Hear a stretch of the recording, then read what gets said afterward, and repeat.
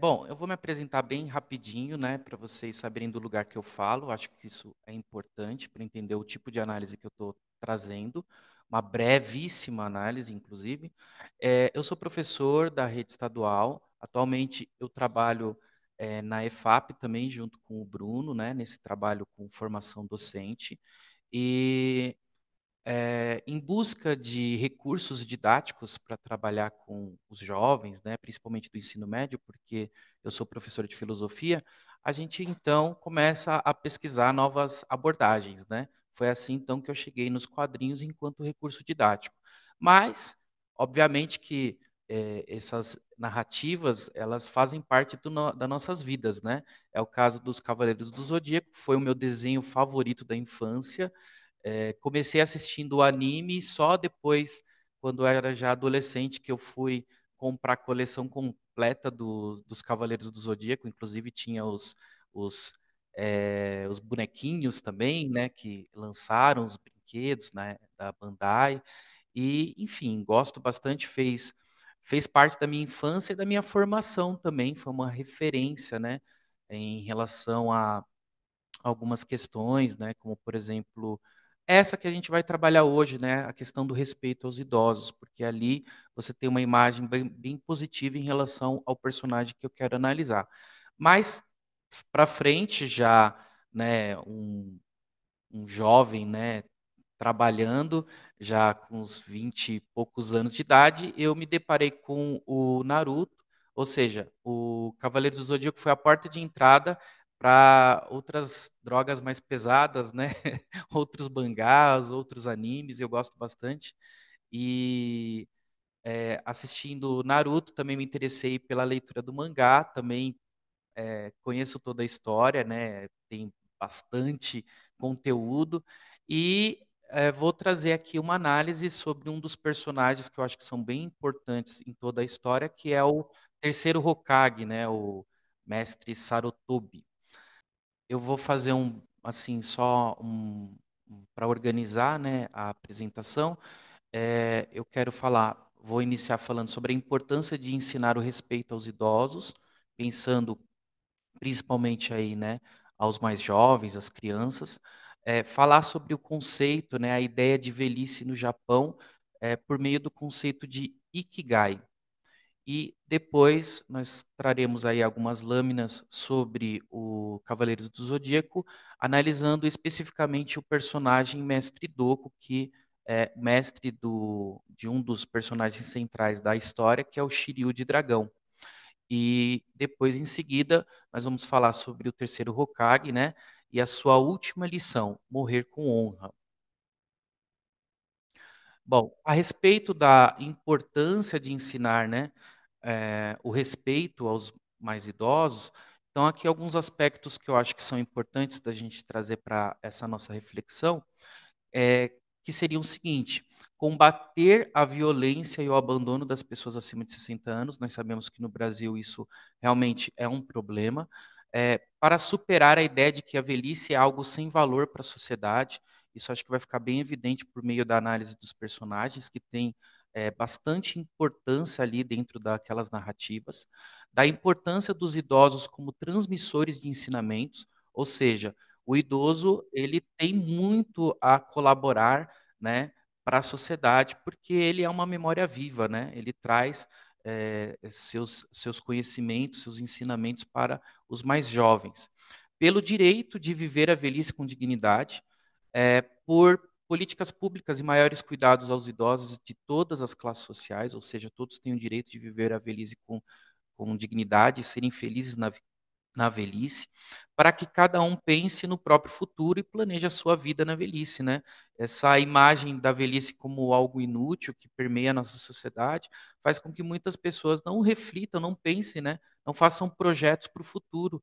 Então, acho que é importante a gente discutir esse assunto para que a gente possa também refletir, pensar na nossa própria velhice, como nós queremos viver nela. Trazendo aqui um artigo do Estatuto do Idoso, né, que está alinhado tanto com a Declaração Universal dos Direitos Humanos, como também a Constituição Federal, né, que são pontos importantes para a gente pensar essa questão do respeito aos idosos.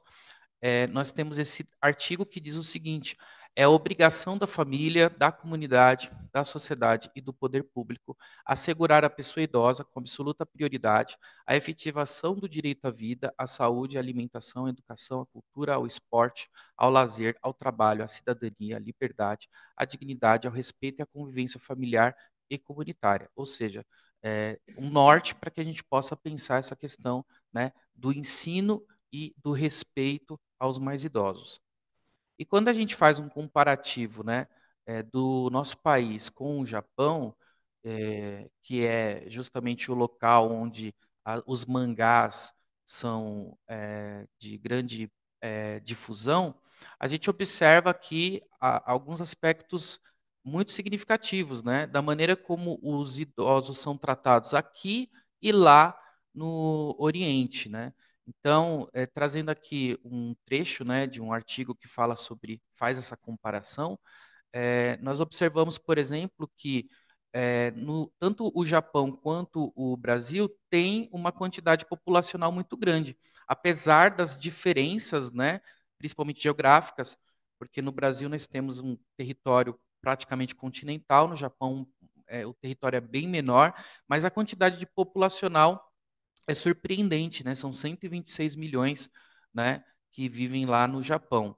E a maneira como eles cuidam, né, dos idosos no Japão é muito diferente da nossa. Então, é muito comum, quando a gente vai pesquisar sobre etarismo, a gente se deparar com o Japão como um estudo de caso, né, das políticas públicas, na maneira do respeito à velhice, de como os idosos são tratados. E isso permeia, né, os mangás.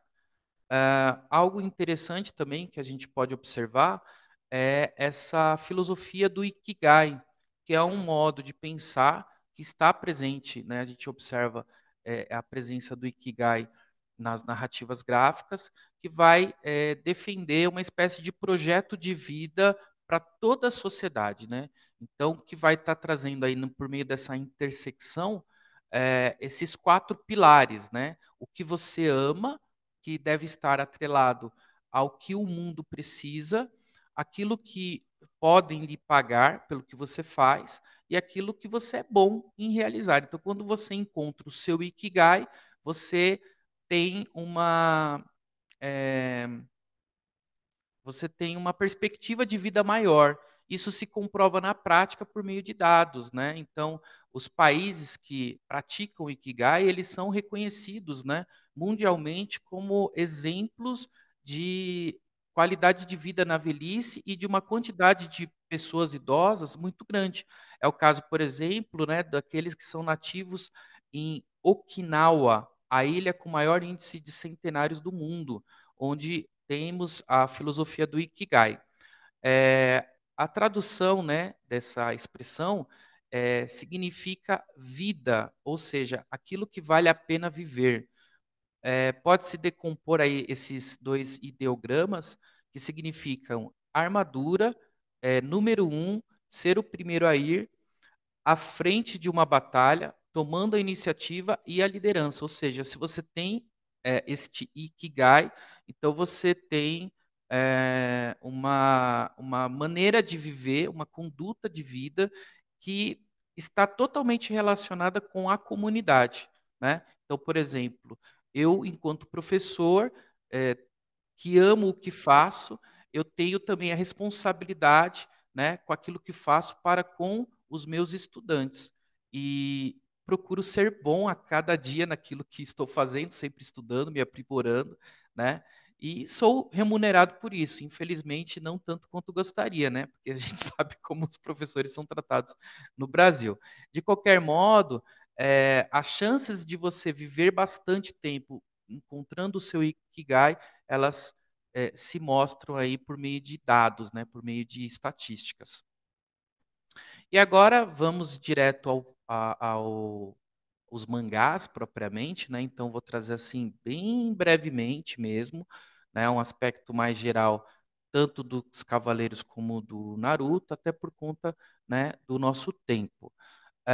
Como vocês podem ver aí nessa lâmina, nós temos aí o rostinho, né, do personagem Mestre Doku, que particularmente eu sempre gostei muito, porque ele é do signo de Libra, né? E eu era o meu cavaleiro personagem favorito na infância, né? Porque ele era um dos cavaleiros mais importantes, né, mais poderosos, porque ele era o guardião das armas, né? Então tinham as armas de ouro que os outros cavaleiros poderiam utilizar em batalhas e quem guardava, que era o responsável por guardar essas armas, era o Mestre Doku, o personagem do Cavaleiro de Ouro de Libra. A história ela foi criada e desenvolvida por Masami Kurumada. Ela é voltada ao público masculino, meninos entre 12 e 18 anos, aproximadamente, que é o estilo shonen. De 1986, foi muito difundido, ficou muito famoso, né, na rede Manchete. Então, a criançada que hoje está com 40 anos, né, que é o meu caso, com certeza, se você conversar com alguém dessa idade, conhece, gosta bastante, e até das outras gerações também. Nós temos adaptações de anime, cinema, jogos colecionáveis, vestuários, então é assim, um sucesso de público, de renda, né? Então fez muito sucesso e trouxe muito lucro aí para o Masami Kurumada. Seus personagens centrais são Seiya, Shiryu, Yoga, Shun e Ikki, são cavaleiros de bronze, para quem não conhece a história, né? Os cavaleiros do Zodíaco eles são divididos em categorias, sendo aqueles que utilizam armadura de bronze, os de prata e os de ouro. E aí, conforme, né, essa armadura, constelação, também é dividido os níveis de poder. E contrariando essa lógica, esses 5 personagens, na verdade, eles se destacam. Mesmo sendo de ouro, eles chegam a rivalizar diretamente com os Cavaleiros de Ouro, né? Mesmo sendo de bronze, perdão. Eles chegam a rivalizar com os Cavaleiros de Ouro em poder, né? E depois, futuramente, eles se tornam, de fato, Cavaleiros de Ouro em outras aventuras. Trata-se de jovens cavaleiros que possuem poderes especiais e que utilizam armaduras inspiradas em diferentes constelações. Bom, aí trazendo, né, especificamente a figura, né, a gente observa logo na primeira aparição do Mestre Doku já uma relação baseada em confiança mútua, tanto do discípulo como do mestre. Então nós temos aqui logo, né, na primeira tira esse diálogo entre o mestre e discípulo, onde o mestre ele está ensinando uma técnica poderosa ao discípulo e o discípulo ali tentando, com muita dificuldade, né? O Shiryu dizendo que não consegue. E é ele lá questionando, né?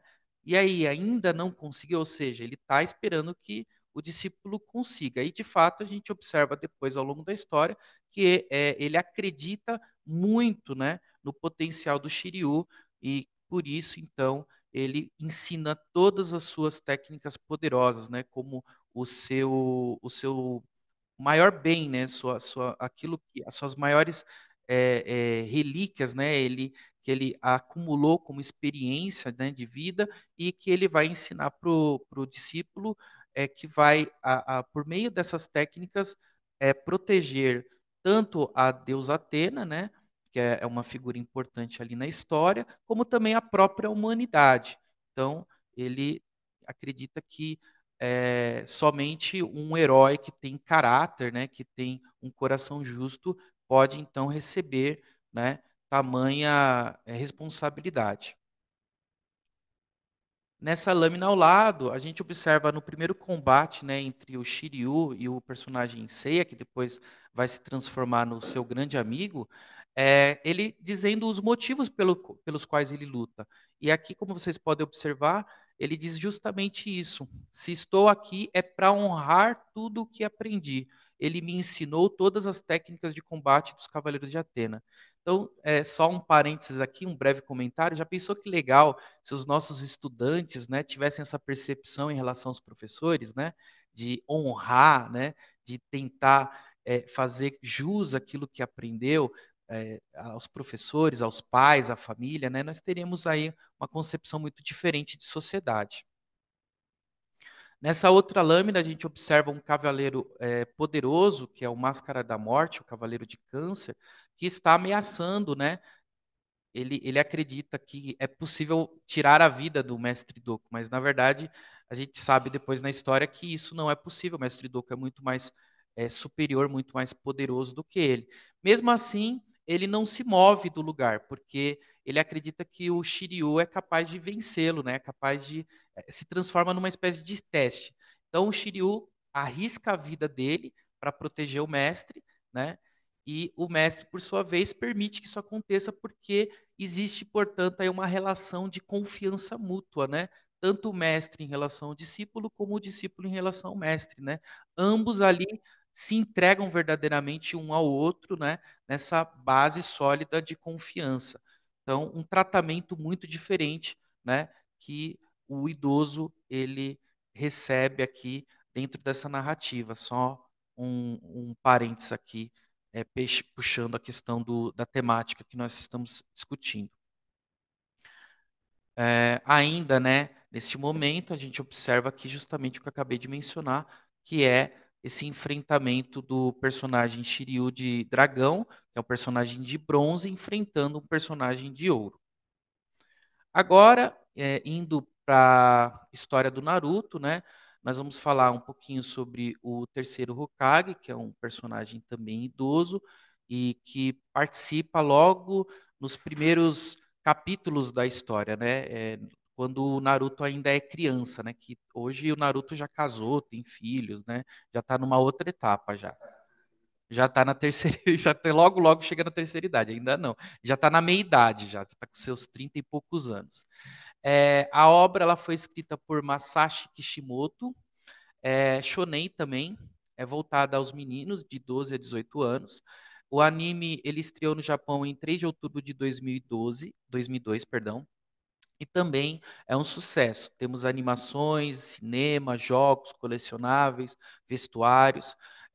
Os personagens principais da história, eles são esses três que estão aqui, é o Naruto, a Sakura e o Sasuke, e o seu mestre, né, o Kakashi. A história ela fala sobre o Naruto, que é um jovem ninja que constantemente procura ser reconhecido e sonha em se tornar um Hokage, o ninja líder de sua vila. A história é dividida em duas partes. A primeira parte se passa nos anos da pré-adolescência do Naruto e a segunda parte se passa em sua adolescência. Bom, o Naruto então é um personagem que ele por ser muito atrapalhado, ele tem dificuldades, né? Ele quer se transformar em ninja, mas ele não consegue realizar muito bem os jutsus. Ele não é bem visto ali, né? Ele muitas vezes subestimado.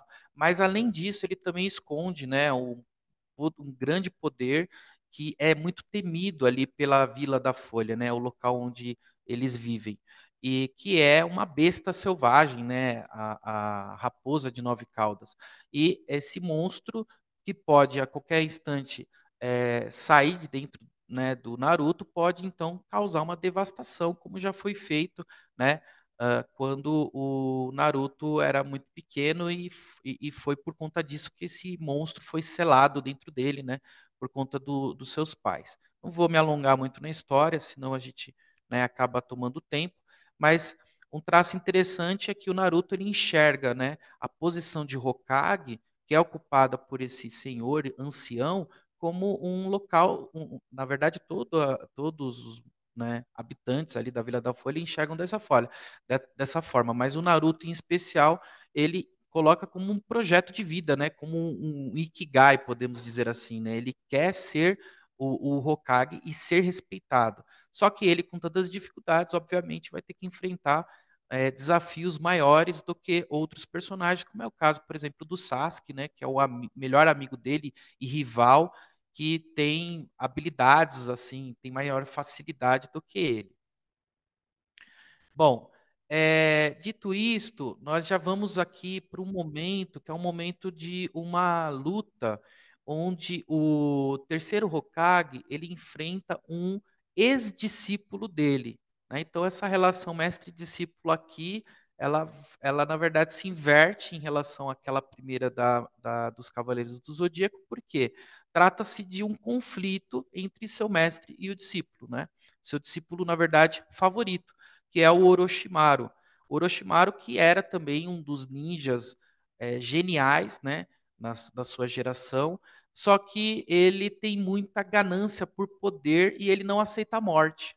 Ele busca pelo jutsu da imortalidade. E aí, para poder atingir esse jutsu da imortalidade, ele faz experimentos terríveis, né? Com corpos de ninjas, onde ele vai dissecar, matar, tirar vida e fazer transmigração da alma, né? Aqui pegando o Platão como referência, né? Ele acredita, ele está em busca desse processo onde ele possa se perpetuar no tempo, nunca morrer, chegar na imortalidade propriamente, né? E aí eu escolhi justamente essa lâmina onde há esse diálogo, essa discussão entre o mestre e o discípulo. E aí justamente nessa imagem a gente observa, né, a maneira como ele enxerga a velhice. E aí ele diz o seguinte: até você que foi chamado de Deus Shinobi não pôde derrotar a velhice. Isso é tão patético, ou seja, né, ele não aceita a morte, ele não aceita a velhice, mas isso tem a ver também com o trauma da infância, porque ele perdeu seus pais, né? Então ele acabou criando dentro da mente dele e o mestre, o Sarutobi, ele entende isso. Então é uma relação muito complexa, porque ao mesmo tempo que ele é o rival, porque ele veio para se vingar e destruir a Vila da Folha, ele também tem o amor do seu mestre, que conheceu ele na infância e sabe pelo que o Orochimaru passou. Mas ao mesmo tempo ele carrega uma culpa, né? Porque ele não soube lidar com isso. Então eles estão numa espécie de acerto de contas, né? Então essa batalha entre os dois, ao mesmo tempo, é uma grande discussão filosófica, podemos dizer assim, porque eles trazem muitas questões existenciais. Nesta página, o Orochimaru prova ao seu mestre que conseguiu dominar a imortalidade por meio de uma técnica que consiste em roubar o corpo de alguém para assim depositar a sua alma. Observe o rosto do personagem, este é o momento em que ele se revela. Então ele retira, né, a máscara e mostra que é um rosto de uma menina, né? Ou seja, ele está ocupando o corpo de outra pessoa, de outro ser humano. E o mestre Sarutobi automaticamente desaprova isso, né, veementemente. Então, na tira ao lado, Sarutobi se compromete em lutar para proteger a vila e a todos os que nela vivem. Então, ele está ali naquele momento, né? Eu preciso proteger a vila, mas ao mesmo tempo eu tenho uma dificuldade de tirar a vida do meu discípulo, né? Então é muito complexo na cabeça dele lidar com isso, né? E por isso que ele fracassou no primeiro momento, onde ele teve a chance de tirar a vida do Orochimaru, mas esse é um momento que ele não pode mais escapar. E assim, então, ele realiza um jutsu proibido, né? É uma técnica poderosa onde ele consegue retirar todos os jutsus, né? Ele consegue tirar os braços do Orochimaru. Então, o Orochimaru não perde a vida, mas ele não pode mais utilizar o seu poder. Ele perde completamente o seu poder. Então, o mestre que tinha confiado seus ensinamentos, ele então retira de volta nesse momento, né, simbólico, né? E ao mesmo tempo ele perde a sua vida, porque essa é uma técnica proibida que a partir do momento que alguém a utiliza também tem que fazer um pacto com o próprio diabo e acaba morrendo junto com a técnica. O interessante dos mangás, das histórias em quadrinhos, é que tudo é possível, né? Então a fantasia, a realidade, a ficção, elas se misturam completamente, o que faz com que a garotada acabe se interessando bastante. E aqui no final, no enterro do mestre Sarutobi, há uma conversa muito interessante que eu acho que vale a pena destacar, já para encerrar a minha apresentação, onde eles estão falando sobre o significado da morte, né? O que representou para a vila o falecimento do mestre Sarutobi, né? Do terceiro Hokage. Eu vou ler para vocês, eu acho que vale a pena. onde um personagem chamado Iruka Sensei, que também é um mestre das crianças, ele diz o seguinte: não importa se é o presente, passado ou futuro, eles vão perder tudo. Quando uma pessoa morre, ele morreu em uma missão, ele morreu em uma missão de morte, sem saber que a vida era tão simples assim. Mas todo mundo sabe que a coisa mais importante é morrer por uma causa. Ou seja, a morte do mestre Sarutobi ensina algo importante para todos eles, né? Viver com honra e morrer com honra, né? Que é necessário fazer essa passagem, né? E aí nós temos também atravessado a tudo isso o pensamento do Ikigai, né? Então, a importância da vida, né? Do fogo de vida do Sarutobi é que serviu para guiar a toda aquela vila, para que a vila ela continuasse existindo, né? Ou seja, não é um pensamento individualista sobre a velhice, mas é um pensamento comunitário. A importância da velhice, né? Até mesmo da morte de uma pessoa para toda uma comunidade. E aqui eles trazem, inclusive, um pensamento que podemos dizer que é uma religião da Vila da Folha, né? Eles chamam de espírito do fogo. Eu vou ler para vocês também esse trecho inteiro, que eu acho que vale a pena. Ao mesmo tempo, supervisionando esse vilarejo, protegendo ele, mesmo que seja um fogo pequeno, ele vai brilhar forte. Esse espírito de fogo que você fala, vai brilhar, não importa onde ele for. Ninjas de Konoha Hokage, ou seja, o fogo que serve para aquecer as pessoas, iluminar, onde as pessoas se voltam, né, em torno dele, ele representa esse movimento, esse devir, né, onde a vida e a morte estão conectadas, né, onde todos estão unidos em torno dessa chama, né? Ou seja, é uma mensagem bacana para que os jovens não percam a esperança, né? Não se desanimem diante da morte, mas que lutem, que vivam com honra, né? Até o último dia. E aí essa imagem, né? Do Naruto, assim animado, pensando que realmente é isso que ele decidiu, é isso que ele quer para sua vida, né? Se tornar um Hokage. Considerações finais. Considerando a importância do respeito aos idosos e o reconhecimento de seu valor na sociedade, assim como dos seus direitos, vimos que os mangás japoneses podem ser recursos didáticos interessantes para este propósito. Na figura de Doku e Sarutobi, identificamos representações positivas de idosos, com imagens de personagens com boa reputação e reconhecimento em suas respectivas histórias, sendo ambos associados à força, sabedoria e confiança. Existe uma diferença muito grande de você ler mangá ou você assistir um anime para entreter-se e você propriamente fazer uma análise daquilo, né? Você pesquisar, por exemplo, o autor, você conhecer como aqueles personagens foram construídos, as referências, você fazer uma análise dentro de uma perspectiva histórica, social. Você trazendo esses elementos, você começa a fazer uma leitura e interpretação muito mais aprofundada, né? Você vai pegando camadas. Então, vamos dizer assim que a grande maioria das pessoas, e aí eu coloco os consumidores de mangá, molecada, criançada, é, não tem esse repertório, não tem essa habilidade desenvolvida. É necessário ensinar eles a fazerem isso. Então, eu acredito que esse é papel dos professores, inclusive, né? De trazer para a sala de aula esses recursos para fazer leituras e análises, até para que eles possam ter uma relação diferente, né? Com esses conteúdos, para que eles possam ter um olhar mais crítico sobre isso. Então, é, não basta somente trazer, né? Mas é também necessário fazer essa análise. É você problematizar, é você questionar, é você puxar, né?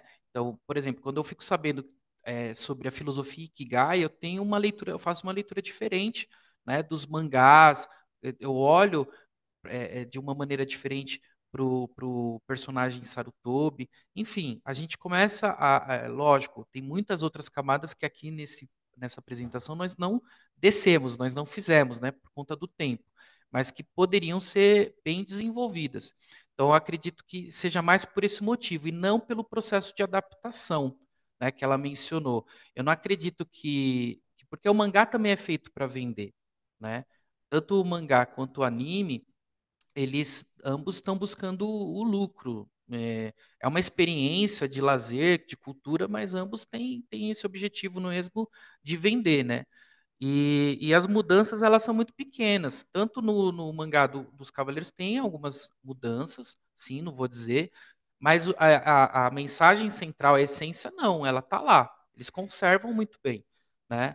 Então, tanto no Cavaleiros do Zodíaco como no Naruto, a gente observa que as adaptações elas não mexem, que nem essa cena que eu mostrei do tanto a primeira do Shiryu com o Doku, como a cena do Mestre Sarutobi com o Orochimaru, elas são exatamente iguais no anime. Elas não têm qualquer modificação. Esse diálogo, essa reflexão, até no anime a experiência ela é mais emocionante por conta da trilha sonora. Então a música ela acaba envolvendo a gente até mais, né? Porque se trata de um anime. Então eu não acredito que seja por essa razão, mas volto aqui. Aí só para trazer como ponto de reflexão para a gente, né? A importância da gente ler e analisar mangás, quadrinhos, da mesma maneira que a gente faz com textos, com obras, com clássicos, né? Porque eles têm, há uma necessidade da gente fazer uma análise mais aprofundada desses materiais, desses recursos, né? Para que a gente possa justamente capturar esses elementos.